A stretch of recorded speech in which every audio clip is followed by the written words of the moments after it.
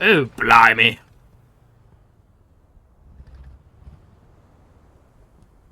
Welcome back, Commanders. Today, we shall begin training on how to use the Light AA Mark I. To get this out of the way now, I shall be referring to the Light AA Mark I as the Mark I, for the sake of simplicity. This anti-air vehicle stands as a testament to what a mediocre vehicle resembles. This guidance tape will be shorter than most, due to the fact there is not much to say about the performance of the Light AA Mark I. Stop flipping the tank!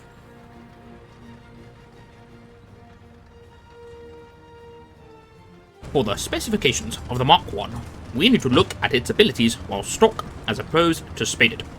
To quickly reiterate, when a vehicle is stock, this is in reference to the fact that the vehicle does not have all modifications researched and equipped.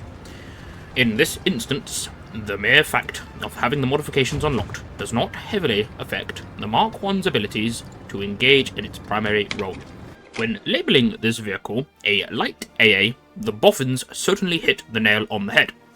This tank boasts an impressive armour feature of 14mm on the front, sides, and the better part of the rear. This armour scheme will just about protect your crew from 50 caliber machine gun fire at 1000 meters. This is without stating that the open-topped nature of the turret offers virtually no protection to one's commander. Not very stellar at all. Since the Mark I is a derivative of the light tank Mark VI, it stands quite well by its light tank origins. The Mark I contains an 88 horsepower petrol engine, and at a combat weight of 4.9 tons, this engine provides the Mark I with a fairly impressive top speed of 50 km an hour, or 31 miles per hour, which places the Light AA in a reasonable stance amongst its peers. And in combat, this speed allows the Mark I to be in the right place at the right time. To mention in earnest, the mobility of the Mark I is acceptable. However, this self-propelled anti-air has a nasty tendency at high speed to oversteer and rock the tank one side in a turn.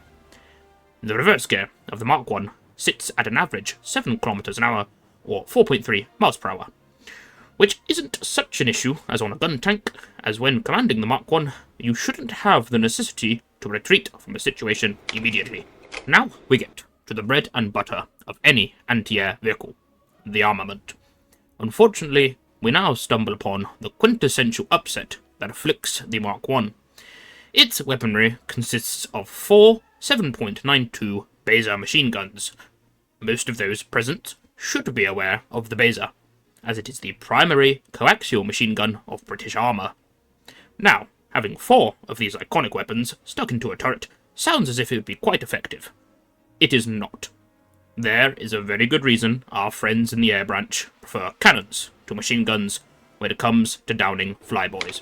We have reached the point in this briefing that we now switch perspective to in-match documentation gathered by our valiant tank commanders. We enter the pitch of battle right at the moment 2 enemy aircraft have been spotted approaching the field of battle. These hostile planes pose a significant threat to our boys mucking about on the ground.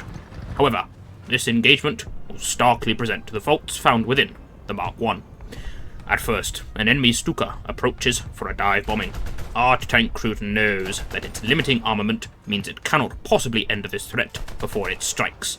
As such, they attempt to perform a daring distraction move by firing at ranges not suitable, in prayers of drawing attention to itself. However, whilst tracking one enemy, another appears. Now, we shall see another tactic unfold. If an enemy aircraft is approaching rapidly, it is a wise idea to gently persuade them to bugger off with a burst of fire. As we can see, this works.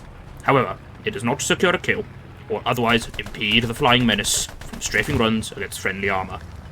This is the unfortunate reality of the Mark I. It does not possess the firepower or range to deal with threats effectively. This makes the Mark I a rather mediocre vehicle, and as a recommendation, I would tell you to inquire into getting a much superior anti-air as soon as one is available. Our briefing is now concluded. This vehicle will test your patience. When evaluating the Mark I's advantages, there are very few points worth mentioning. Beyond the fact that it is a highly mobile platform, as well as presenting a high fire rate, The many disadvantages of the light AA Mark I presents a tense challenge for any up-and-coming tank commanders. To use an example, the firepower is not sufficient enough to bring down enemy aircraft without intense shots landing consistently on target. It would be my recommendation to forego focus on this tank, and instead work towards earning a superior anti-air. It is time to see whether this evaluation is correct, or perhaps an upcoming tank commander can prove superior to their instructor. Our next guide will be on the South African SARC Mark IV A. Gentlemen, you are dismissed.